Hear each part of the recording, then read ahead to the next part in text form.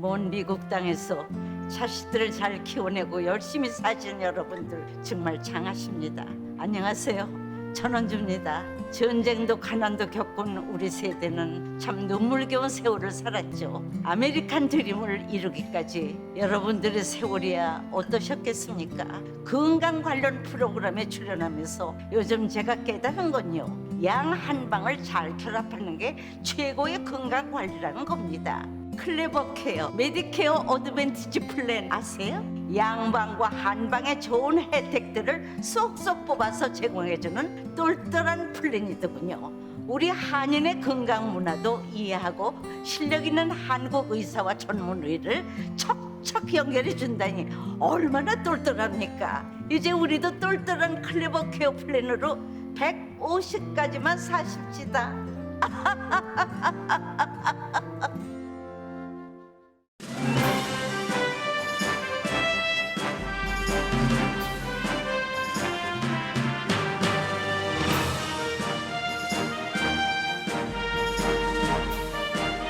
봄을 기다리는 설렘으로 행복한 2월 되시기를 라디오 서울이 응원합니다.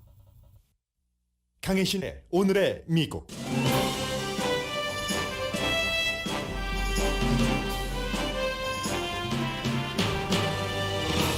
러시아의 우크라이나 침공 가능성이 어제보다 오늘 조금 낮아졌지만 전쟁 가능성이 완전히 사라진 건 아닙니다. 푸틴 대통령은 훈련이 끝난 우크라이나 주변 일부 군대를 철군했다고 밝혔지만 나토와 우크라이나는 군사 긴장이 완화된 사인이 없다고 밝혔습니다. 푸틴 대통령은 또 텔레비전 앞에서 외교로 문제를 풀어야 한다는 러시아 외무장관의 조언을 들음으로써 긴장 완화 의도를 보여줬습니다. 러시아는 미국, 유럽연합과 후속 논의를 할 것으로 알려졌습니다. 우크라이나는 침공 가능성의 날로 알려진 내일을 우크라이나 단합의 날로 정했고, 세계는 만일 러시아가 우크라이나를 침공한다면 러시아 원자재 수출이 막혀서 세계 경제에 얼마나 영향을 미칠지를 계산합니다.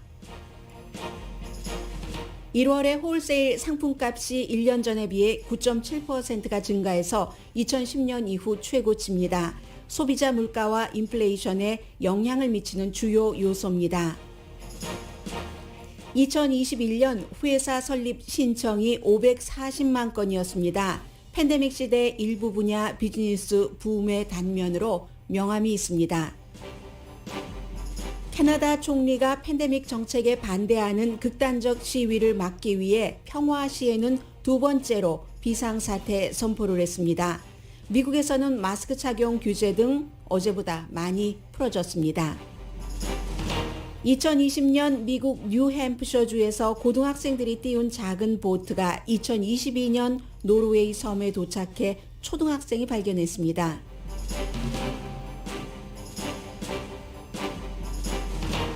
여러분 안녕하십니까? 오늘의 미국 강예신입니다. 네, 러시아의 우크라이나 침공 가능성은 여러 가지로 우리 모두에게 영향을 미치는데 어제에 비해 오늘 그 침공 가능성이 조금 약해졌습니다. 그리고 러시아가 올리브 가지를 조금 보여준 것처럼 보입니다. 그렇지만 아직까지 무기의 기름칠은 하고 있다는 게 전문가들의 판단입니다.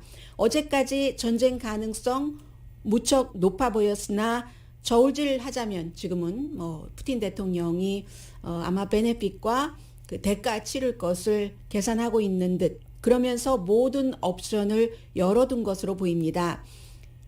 우선 러시아 국방장관이 말했고 얼마 전에 푸틴 대통령도 확인을 했습니다. 우리는 언제나 우크라이나를 침공한다고 말한 적이 없다. 다만 그 지역에서 군사 합동훈련을 하고 있었는데 그 합동훈련 자체가 모든 함대, 전투기 다 동원돼서 언제라도 우크라이나를 침공할 수 있는 그런 정도의 합동구 군사훈련이었습니다. 지금 우크라이나 주변에 러시아 지상군의 60% 정도가 포진돼 있다고 하는데 지금 푸틴 대통령이 그 일부 훈련은 끝냈기 때문에 군사를 러시아로 돌렸다라고 얘기를 했지만 그러면 나머지 훈련은 지금 하고 있다는 것이 되고요. 그럼에도 불구하고 이 같은 발표를 국방장관과 대통령이 하는 것은 긴장을 완화하고 싶다 하는 사인을 보여준 것이기도 합니다. 그러면서 이제 후속 절차가 있어야지 되는데 어제 밤까지는 후속 절차가 없었는데 아침에 그 푸틴 대통령이 미국과도 나토와도 회담한다고 얘기는 했습니다.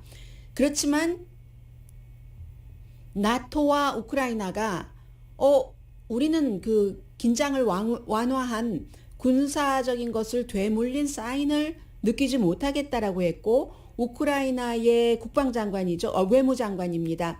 우린 듣는 것으로 믿지 않는다. 푸틴 대통령이 뭐라고 얘기를 하던 눈으로 봐야지 되는데 눈으로 보는 데는 긴장을 늦춘 것 같지 않다. 군사적인 긴장이 줄어든 것 같지가 않다. 그러니까 우크라이나도 지금 계속이요. 양쪽으로 그 저울질과 어떤 그 작전 같은 것을 펼치는 겁니다. 아무렇지 않은데 미국, 영국 왜 그래? 하면서 또 실제로 러시아가 우리 물러났다 하면 아닌 것 같은데 라고 얘기하는 것으로 봐서 모든 옵션이 열려 있다는 것이죠. 그래서 이제 지금 푸틴 대통령은 그 테이블이요. 프랑스 임마누엘 마크롱 대통령과 사이에서 놓여졌던 그 거리가 먼 그 테이블이 외교에서 필수가 돼버렸습니다. 그 전까지는 이런 게 등장하지 않았는데 임마누엘 마크롱 대통령이 러시아를 믿지 못한다고 러시아에서 하라는 그런 그 코비드 19 테스트는 나의 DNA를 채출해 갈 수 있는 수단이 될 수 있기 때문에 거부하고 나서 거리두기 길게 했잖아요. 어제는 이제 외무장관과 회담을 하는데 이것은 보여주기 위한 회담입니다. 텔레비전으로 중계를 하는데 외무장관이 얘기를 하죠. 푸틴 대통령에게. 물론 지금 미국과 서방 세계의 여러 가지가 우리 마음에 들지는 않지만 그리고 언제까지나 협상을 길게 끌고 갈 수는 없지만 지금 협상을 늦추는 시점은 아닙니다. 계속 가야지 됩니다. 이렇게 외무장관이 하는 것을 그 러시아 사람들에게도 세계 사람들에게도 다 보라고 한 것은 푸틴도 지금 그 회담할 뜻이 있다는 것을 보여주는 겁니다. 러시아의 그 세르게이 그 라브로프 외무장관이 가장 그 유명한 것 가운데 하나가 왜 회담만 하면은 러시아 외무장관과 다른 나라의 외무장관이 잘 안 되는 게 태도 자체가 무척 고압적이고 강압적이고 아주 상대를 기분 나쁘게 말하자면 막 기분 나쁘게 쏘아붙이고 기분 나쁘게 막 그 내리치고 하는 그런 스타일이라고 하거든요. 그런데 어제는 그럼에도 불구하고 마음에 안 들지만 외교 협상을 해야지 됩니다 하는 것을 러시아가 보여줬다는 것. 그런데 정말 그럼 긴장이 완화된 것인가? 러시아는 전에도 늘 우리 아무렇지도 않았는데 우리 아무것도 안 했는데 그런데 하면서 얘기는 했지만 그 순간에도 그 위성 사진이라든가 아니면 소셜 미디어를 보면은 전혀 멈춘 흔적이 없습니다. 그렇기 때문에 우크라이나 외무장관이 러시아가 하는 말은 말로써 믿지 않고 행동으로써 우린 믿을 수밖에 없다 하는 더블 체크를 하는 게 있는 거고요.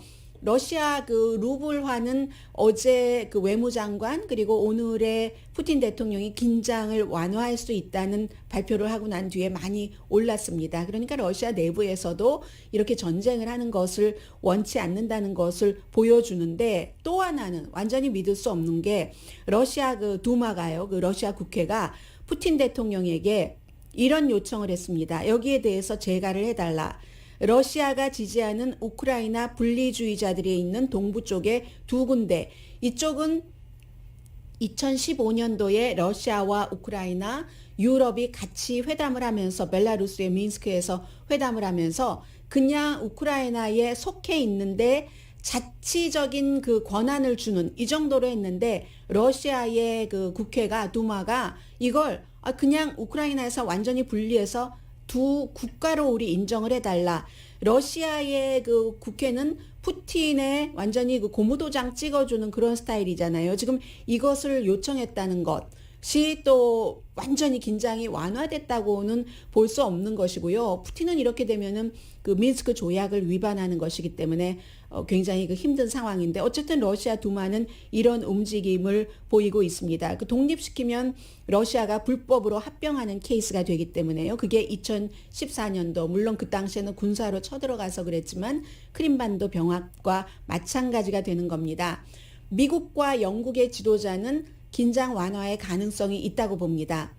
어젯밤에 보리스 존슨 영국 총리와 미국 바이든 대통령이 40분 전화 통화를 한 뒤에 외교적인 문이 열려 있다고 그 판단을 했고, 그 사이에도 지금 미국은 완전히 그 키예브에 있는 그 직원들을 우크라이나 주재 키예브에 있는 미국 그 외교관들을 일요일에 워싱턴으로 전부 그 귀국을 시켰거든요. 그리고 나서 폴란드와 국경이 있는 키예브에서 한 서쪽으로 500km 정도 떨어져 있는 곳으로 이제 그 대사관을 이동을 했습니다. 이건 아직도 위험 신호를 느끼고 있다는 거고, 동시에 우크라이나에 10억 달러 융자를 보장한다. 우크라이나가 지금 러시아와의 이런 문제 등으로 항구 등도 흑해에 막히고 하니까 어렵고, 결국은 러시아의 최종적인 목표는 우크라이나를 완전히 분쇄시키는 것, 분열시키는 것, 내지는 거기에 러시아가 들어가거나 아니면 러시아 말을 그대로 듣는 정부, 꼭두각시 정부를 세우는 것이므로 경제가 우선 파탄되고 여론이 분열돼야지 되겠죠. 그걸 막기 위해서 미국이 10억 달러까지 융자를 보상한다. 이 경제 안정이 전쟁 억지력이 되니까요. 그렇게 했고, 그리고는 이제 오늘 독일 총리가 어제 키예브에 가고 모스크바에 가는데 올라프 숄츠 총리가 단합을 보여주러 가는 거죠. 러시아가 만약에 침공한다면 이렇게 하겠다. 하지만 여전히 독일의 신임 총리는 만약에 침공하면 그 미국과 뜻을 같이 한다. 나토 연합국과 뜻을 같이 한다고 얘기를 하지만 러시아 쪽에서 독일로 직접 가는 가스 파이프라인을 닫겠다라는 그 가스 파이프라인의 이름은 얘기하지 않습니다. 다만 미국과 뜻을 같이 한다고만 얘기를 하고 있기 때문에 어쨌든 그러면서 우크라이나의 그 나토에 가입한다는 것, 지금 당장 가입한다는 것은 드림이다. 그렇지만 이것도 또 영원히 가입하지 않는다고는 말하지 않았습니다. 그러니까 푸틴이 또 그렇게 받는 거죠. 아직 협상이 진행되고 있지만 돌파구를 찾지 못하는 겁니다. 푸틴은 그래? 그럼 오늘은 나토에 우크라이나 가입시키지 않는다는 말이지만 내일은 가입시킬 수도 있다는 말이잖아. 영원히 가입시키지 않는다고 나에게 증서를 써줘 하는 것이고, 유럽연합이나 미국은 그걸 지금 받지 못하는 겁니다. 우크라이나나 러시아나 지금 현지에서 보도하는 것을 보면은 대부분의 지역에서는 평시와 다름없이 일상생활을 한다는 게 일반적인 보도입니다. 그러나 일부 지역에서는 그렇지 않습니다. 예를 들어 오데사 같은 지역이요. 그건 이제 우크라이나의 남부인데 남서부죠. 그 남서부 지역인데 이쪽 남쪽도 지금 러시아의 군사들이 다 그쪽에 그 뭐 매복 내지는 완전히 모습을 드러내고 보여주고 있기 때문에 이 오세다에서는 군사 훈련을 한다는 겁니다. 흑해의 진주라고도 불리고, 한국 분들은 왜 그 이병헌 나오는 영화에서 몰도바에서 모히또에 가서 몰도바 한 잔 마실까 하는 그 몰도바 국가를 그 칵테일과 잘못 얘기한 몰도바 바로 옆에 있는 곳이 오세다거든요. 우크라이나 그 남서부 쪽에 해안에. 오세다는 지금 사람들이 군사훈련하는 장면들이 화면으로 또 그 사진으로 많이 보이고 있거든요. 그만큼 우크라이나 내부도 대통령이나 뭐 이런 사람들이 그 영향력이 있는 사람들이 괜찮아 하고 긴장을 완화하는 듯한 마음은 보이지만 해야지 될 준비는 군사훈련은 하고 있는 겁니다. 그리고 우크라이나 대통령이 2월 16일이 내일이잖아요. 원래 지금으로서는 그럴 가능성이 별로 많아 보이진 않습니다만 러시아가 우크라이나를 침공한다고 알려졌었던 그 날, 미국이 파악했던 그 날을 단합의 날로 딱 그 확정을 하고 대국민 연설을 했습니다. 어제 그 우크라이나 대통령이. 그리고 이제 우리가 모든 것을 보여줘야지 된다. 국기도 개양하고 우리 배너 파란색 노란색 들어가 있는 우크라이나 국기도 보여주고, 아침 현지 시간으로 우크라이나 시간으로 10시에 애국가도 함께 부르고 군인과 국경 수비대에 봉급을 올리고, 그쪽에서 침공의 날이라고 이름을 한다면 우리는 단합의 날로 하겠다는 지금 이런 모습을 양면으로 보여주고 있습니다. 국민에게 안심해라 하면서도 그 전쟁에 대해서 대비하고 있는 그런 모습.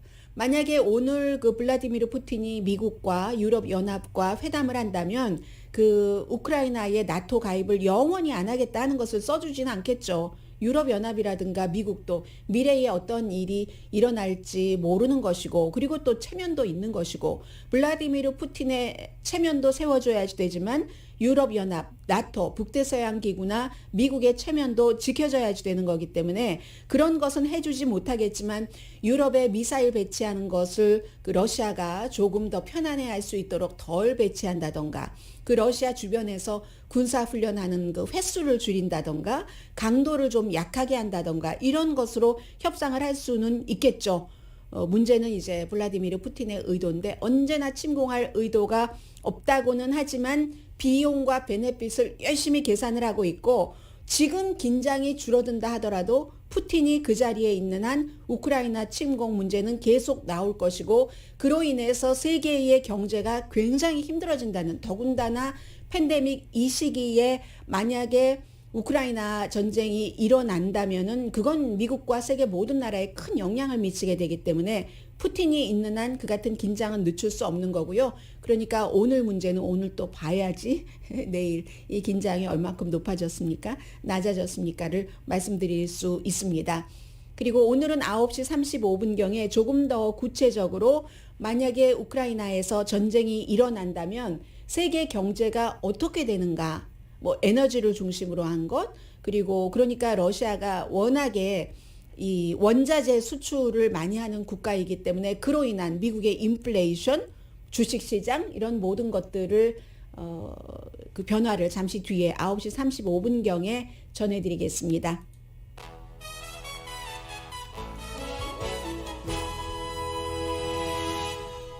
오늘의 미국은 전문가가 추천하는 이민법, 가정법 전문 제인정 종합법률사무소, 코지다운 갤럭시 이불은 잠이 솔솔 오게 하는 기능성 거위털 이불, 거위털 이불 전문회사 코지다운, 친절하고 자세한 상담으로 절개를 최소화하는 복강경 수술 전문 장지아 외과, 매일 아침 재래식으로 직접 만드는 검정콩 생순두부 수라원 순두부, 덜마지 올세라 MRT 특별 패키지로 여러분의 아름다움을 찾아드리는 미러클 레이저 클리닉. 제가 미용에 약하네요. 확실히. MRT입니다.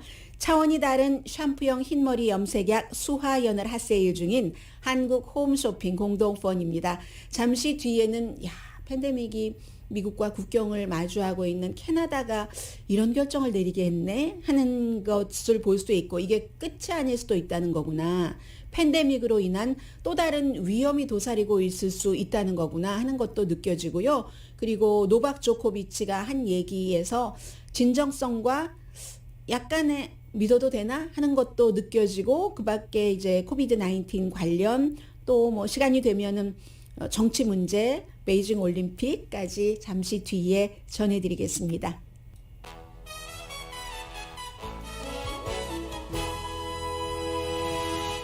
라디오 서울 방송 오늘의 미국 듣고 계십니다. 이 프랑스의 주스틴 트루도 총리가 아버지도 총리였었잖아요. 예전에 뭐 1970년대.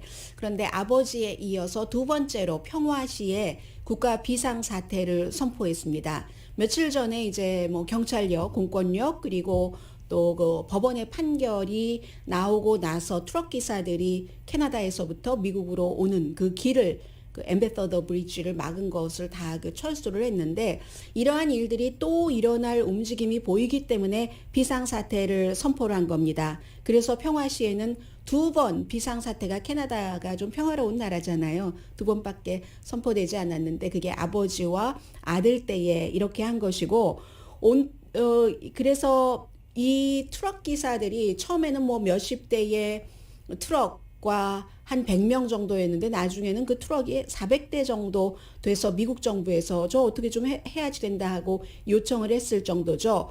그렇게 할 수 있었던 것이 외부에서 전부 돈이 들어오고 특히 이제 캐나다가 아닌 다른 나라의 기독교 재단이라든가 이런 데서 뭐 백신 접종에 반대한다면서 그런 그 트럭 기사들을 돈을 지원을 해서 이렇게 해서 이거 두고 보면은 큰일 나겠다 싶어서 비상사태를 선포를 했는데 총리 얘기가 아니 정부 정책에 반대한다고 길을 막아서 시민의 자유를 침해하고 공공건강에 위협이 되고 일상생활을 제한한다는 것은 그건 볼 수가 없는 일이지 국가를 약하게 하는 행위지라고 했습니다.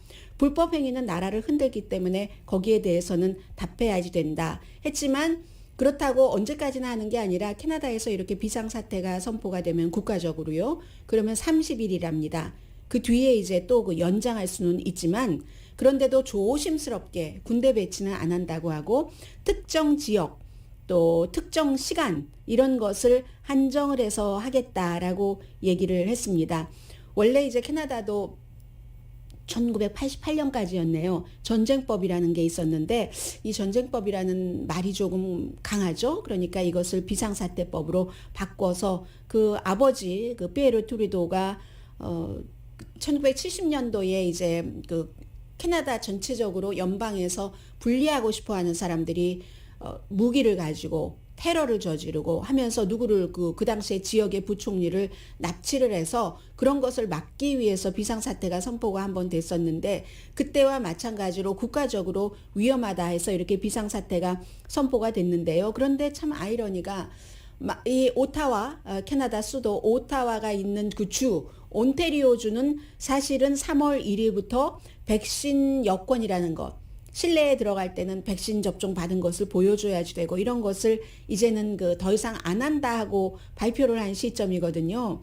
그러니까는 한쪽에서는 거봐라 진작에 그렇게 해서 그렇게 트럭 기사들이 미국과 캐나다의 경제에도 큰 영향을 미치는 일을 없게 막았어야지 하면서 뒤늦은 조치야 이런 얘기도 하고 있습니다만 뭐 어쨌든 어제도 뭐 11명을 체포를 하고 13명이 13정의 핸드건 같은 것을 압수를 했다고 하니까요. 이 사람들이 그냥 시위하는 게 아니라 막 총을 들고 이렇게 하니까 앞으로도 이런 건 안 되겠다 해서 막은 것. 팬데믹이 아니었다면 미국과 국경을 접하고 있는 캐나다에서 절대로 볼 수 없는 일.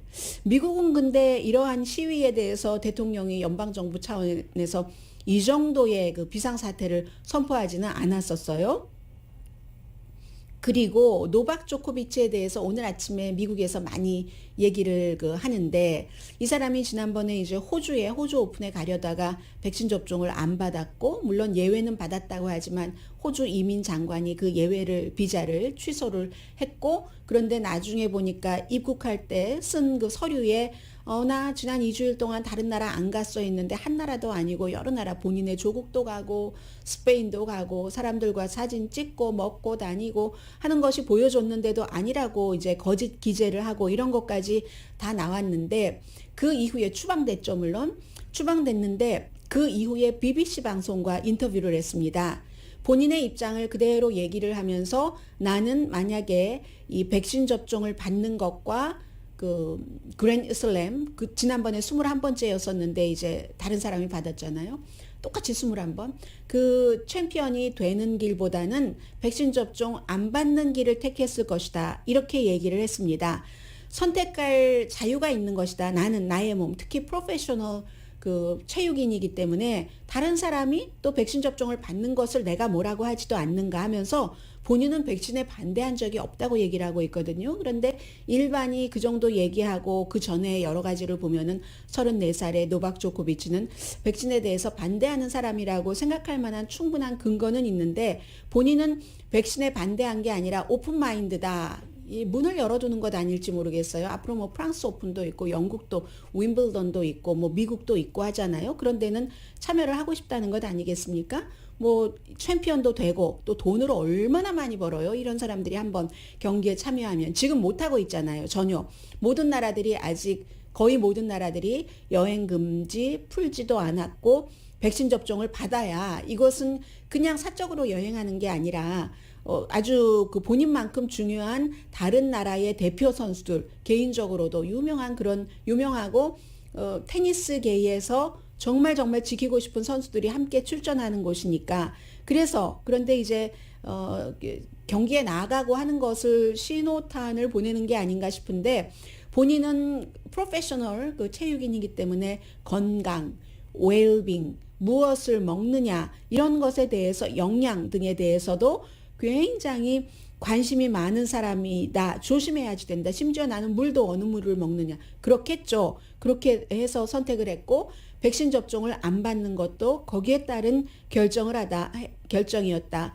호주의 정책에 대해서 호주의 정책이 아니라 호주가 나를 예외 조항을 두고 나중에 그걸 취소시켜버린 것에 대해서는 크게 실망을 한다. 이렇게 그 얘기를 하고 있는데요. 그렇다면은 뭐 여행 기록 쓸 때도 다녀왔다고 솔직히 쓰고 이랬어야 되는 게 아닌가 싶고, 어쨌든 지금 프랑스에서 경기가 먼저 있고 영국에서 조금 뒤에 있고, 뭐 프랑스와 영국은 그 당시에 호주만큼 단단한 조임은 아니니까 지금은 좀 나아졌을 텐데, 그 당시에 시점도 그랬고, 이 노박 조코비치에 대해서 호주의 여론이 받아들이지 못하는 것도 있었고, 호주 정치권도 그렇게 했었어야지만 되는 선거를 앞두고 이유가 있었고, 여러 가지가 다 겹쳐진 것이기 때문에 이 세상 마음대로 할 수 있는 것이 하나도 없다. 그리고 노박 조코비치는 이 인터뷰를 보면은 다른 경기 등에 출전하고 싶은 마음이 지금 굉장히 많구나 하는 것도 느껴지기도 합니다. 스웨덴 같은 경우는 80세 이상에는 두 번째 부스터샷 맞을 것이 지금 권고됐고요. 뉴욕의 소방관은 1,430명의 직원을 해고했습니다. 백신 접종 의무화를 규정을 지키지 않아서. 그런데 뉴욕 소방국에 굉장히 직원이 많네요. 1% 정도밖에 안 된다고 하거든요. 그럼 얼만큼 있다는 거예요? 소방관만 있는 게 아니라 이제 민간 일반 업무를 보는 사람들도 많아서 그렇겠죠. 베이징 올림픽은 두 가지가 큰 뉴스인데, 하나는 이제 어제에서 달라진 것은 없습니다. 카밀라 발리에바 15살에 지금 올림픽 개인기도 금메달을 받을 것이 유력시 되는 러시아의 15살 선수가 도핑 규정 위반한 건 사실이지만 그래도 일단 경기에는 참여해라. 참여하고 나서 메달을 받았을 때 그 이벤트에만 우선 참석하지 말아라. 이건 나중에 뒤집힐 수도 있다는 얘기예요. 지금 뭐 스포츠 중재 재판소에는 참여해라 했지만 국제올림픽위원회라든가 뭐 도핑위원회라든가 세계 이런 여러 곳에서 의견이 서로 다르기 때문에 지금 경기 잘하고 있다는 얘기 들리고 있고요. 지금까지는 뭐 1위로 달리고 있습니다.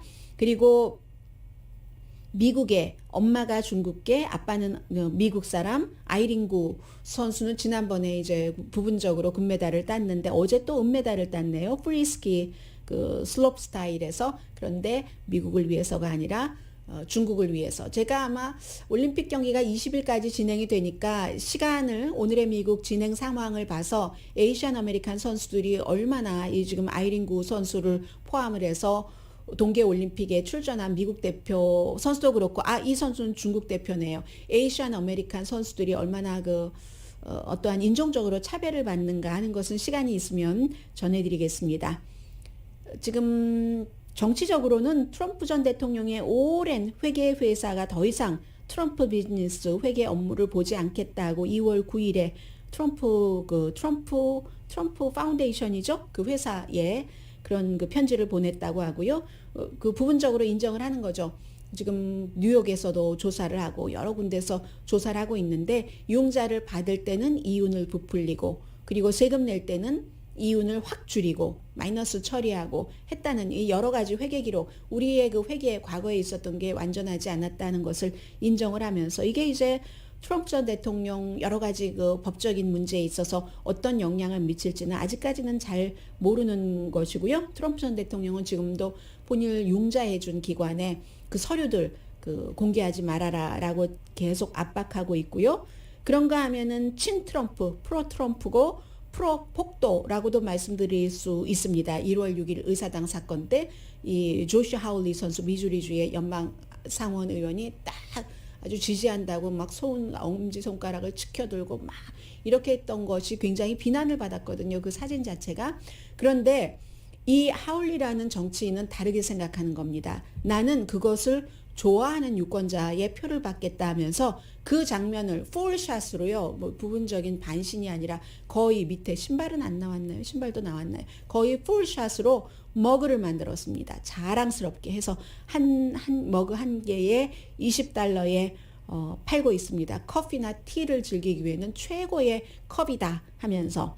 그리고 세라 페일리는 뉴욕타임즈를 자신을 뭐 중상모략했다고 고소했는데, 판사가 그건 그 고소의 여러 요건이 맞지 않는다 해서 기각했다는 내용 나오고 있네요. 이 내용은 2011년도 대량 살상 사건이 있었을 때 가브리엘 기퍼즈라는 애리조나주의 연방 그 하원 의원이 마켓 앞에서 선거 캠페인을 하고 있는데 누군가가 총을 쏴서 이 가브리엘 의원은 당시에 40세였는데 굉장히 유난히 좀 인상으로 보면은 정치인 때가 안 묻고 40세 때 초반이었으니까는요. 그리고 좀 똘망똘망하고요. 똘망똘망이라는 단어를 써서 죄송한데 그러면서 깨끗해 보이는 그런 인상이었거든요. 그런데 총을 맞고 나서 말도 한마디도 제대로 이어가지 못하고 남편은 지금 원래 우주인이었지만 마크 기폴스 그렇지만 연방 상원 의원의 초선으로 지금 당선돼 있습니다.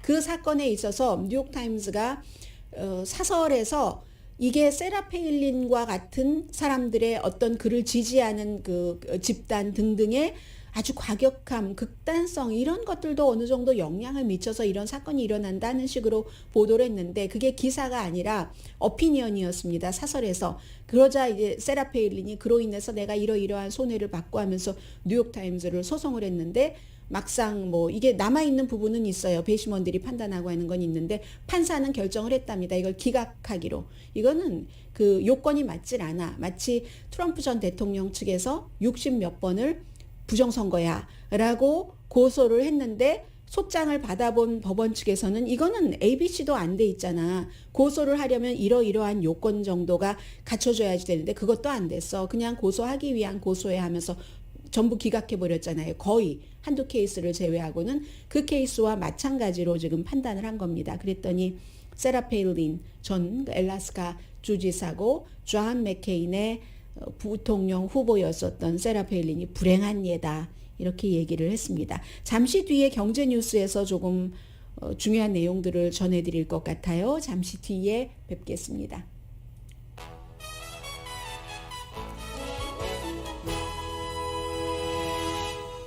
몰랐어요. 가격을 잠시 말씀드리면 홀세일 상품값은 뭐 일반인들과는 연관이 없지만 마지막에 연관이 있으니까요. 결국은 그 소비자 상품값을 결정하기 때문이죠. 1년 전에 비해서 1월 달에 9.7%가 늘어났답니다. 2010년 이후에 최고치고 이렇게 되면은 이제 PPI의 그 상품값에 소비자에게 영향을 미치는데 9.7%가 늘어났다고 하면 홀세일 인상값에서 소비자 인상값으로 오는 게 1.6% 정도 된다는 거거든요. 이 모든 것들이 합쳐서 인플레이션으로 계산이 되는 거죠. 그래서 2022년 전문가들의 예상보다 아무튼 2배입니다. 수치를 자세히 말씀드리지는 않겠어요. 그리고 지난 두 달은 0.9%와 0.9% 늘어났는데 이게 한 달 사이에 1%가 한 달 사이에가 아니라 그렇죠. 뭐 달로 따지면 그렇게 늘어났기 때문에 어쨌든 기본적으로는 1년에 홀세일 값이 전문가는 9.1% 예상했는데 증가 9.7%로 많았고 이로써 소비자 물가에 미치는 영향도 있다. 그러면 인플레이션을 잡는데 기간이 더 오래 걸리고 더 많이 잡을 수는 없다. 홀세일 값이 계속 오르면 인플레이션도 쉽게 빨리 더 많이 낮아진다는 보장이 없다는 뜻에서 잠시 말씀을 드렸고요. 지금 아마 블라디미르 푸틴이 세계의 피스메이커, 평화자를 자처하려고 하는 게 아닌가? 오늘 그런 느낌이 조금 드는데 왜 그런 게 있잖아요. 어떤 세계 지도자가 긴장을 한껏 높입니다. 이거 나라를 다 파괴해버리겠어. 이렇게 긴장을 높이고 그 뒤에 협상하자 해서 뭔가를 이뤄내려는 그 마음으로 그럴 때 이제 본인이 피스메이커가 되는 거죠. 지금 푸틴이 그 상황으로 오늘 미국과 유럽연합과 얘기를 한다고 하는데 만약에 그것이 제대로 되지 않고 계속 긴장이 높아져서 우크라이나를 침공한다면 기본적으로 인류의 비극이죠. 주권 나라의 비극이고 민주주의에도 비극이고 세계 경제에는 어떤 영향을 미치는가를 말씀을 드리겠습니다.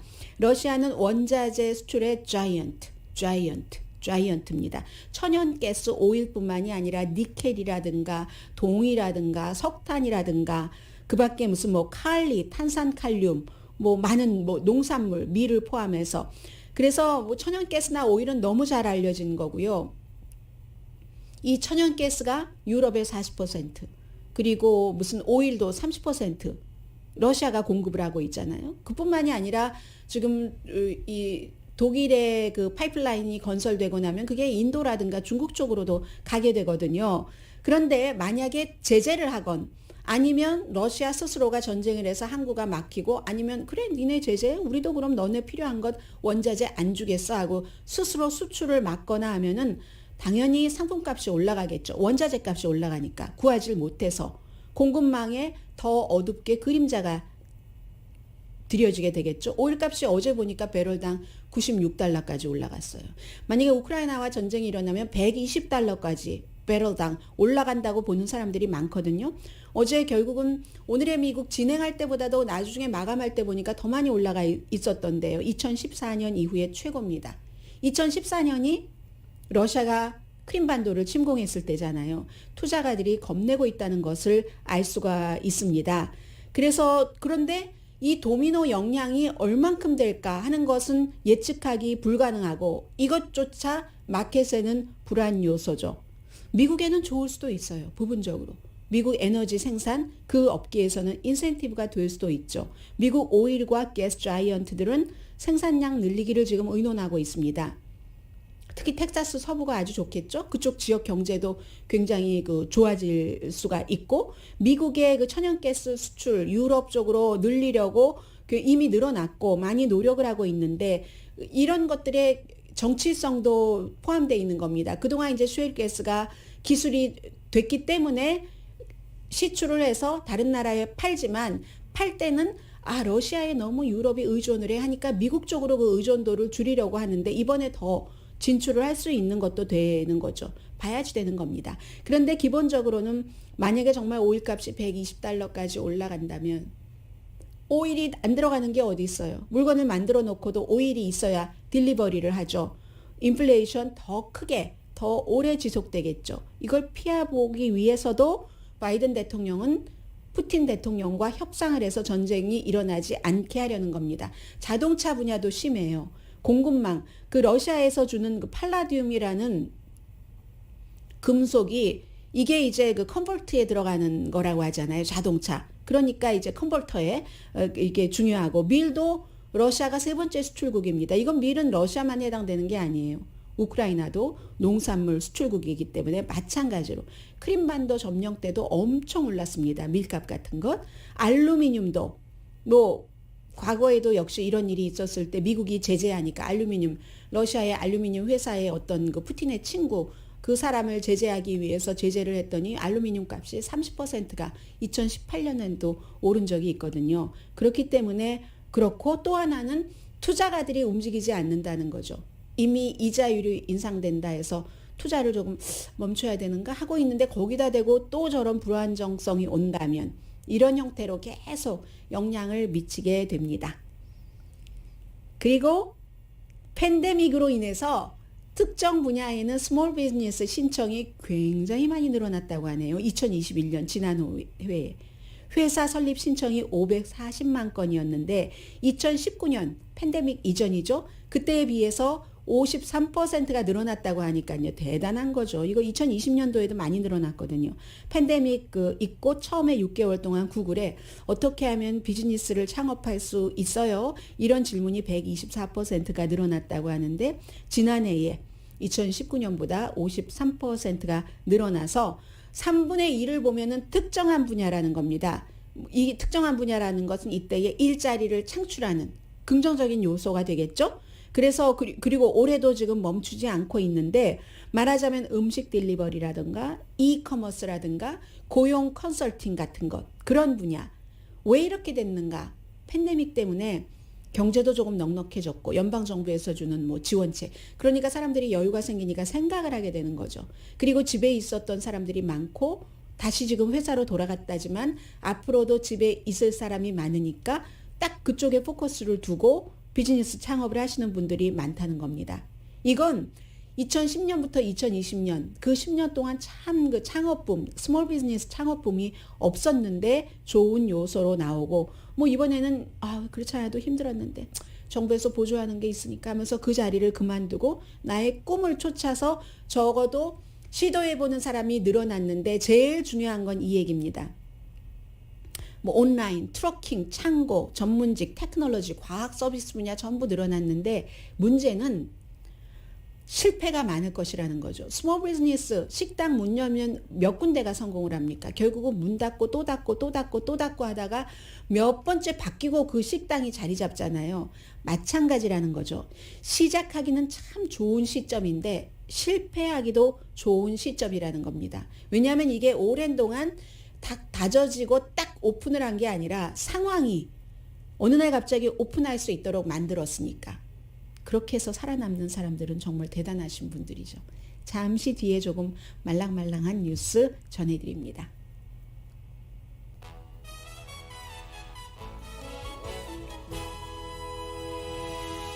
라디오 서울 방송 오늘의 미국 듣고 계십니다. 영국구 앤드류 왕자가 미국에 있는 한 여성 17살 때 영국 왕자로부터 성폭행, 학대당했다라고 주장을 했었던 여성에 대해서 본 적이 없다 하더니 합의를 했네요. 합의금은 나오지 않았습니다. 미국 민사법정에 영국 왕자가 오는 일은 얼마나 영국으로서 망신이겠습니까? 전에는 그 사진을 보면 사진 어깨에 손 놓고 하는 허리에 감고 하는 사진이 있었는데 그 사진을 인터뷰할 때 물어보면은 그거 아마 버지니아라는 그 퍼스트 네임이죠. 그 여성이 편집한 걸 거야 하더니 결국은 돈 주고 합의를 했습니다.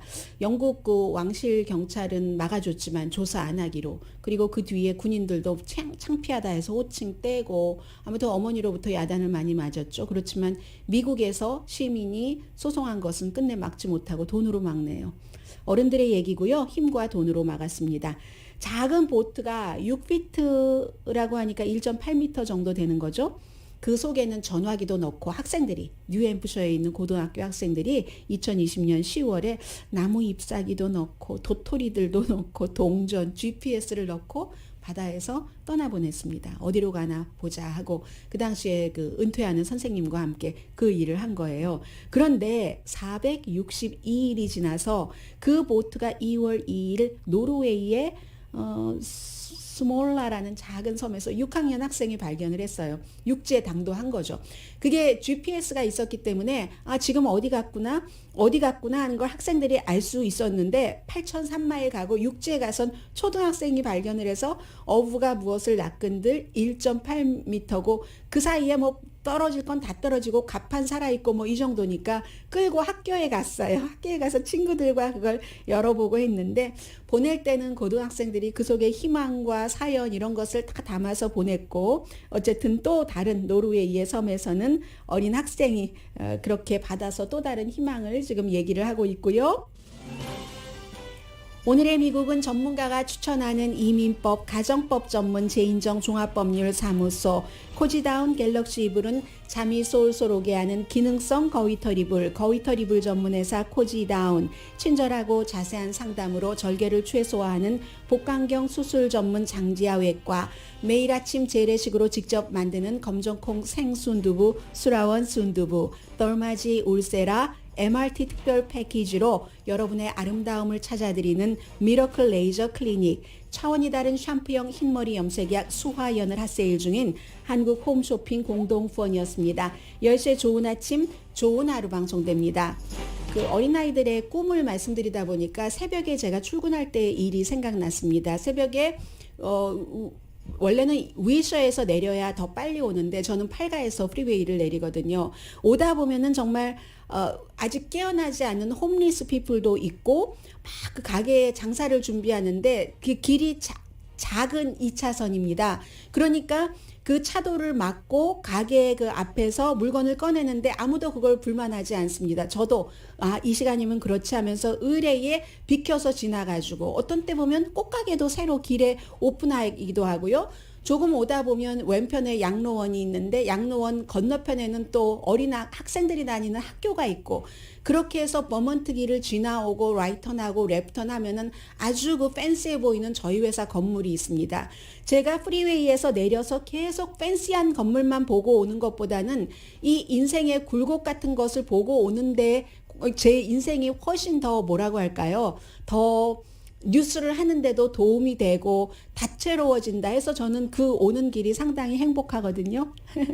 여러분들 오늘 혹시 정말 좀 더러운 모습, 힘든 다른 사람들의 고통 같은 것을 본다 하시더라도 또 다른 기쁨일 수도 있다는 것을 그렇게 뭐 해야지 어쩌겠어요. 강혜신이었습니다.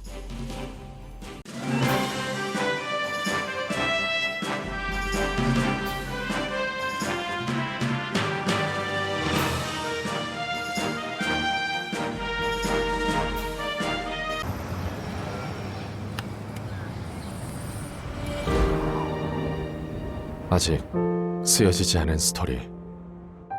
그 스토리를 완성하기 위해서는 새로운 아이디어를 찾아 움직여야 합니다. 우리의 움직임, 그것은 차세대 전동화 차량을 만드는 것입니다. 당신의 새로운 영감을 찾아서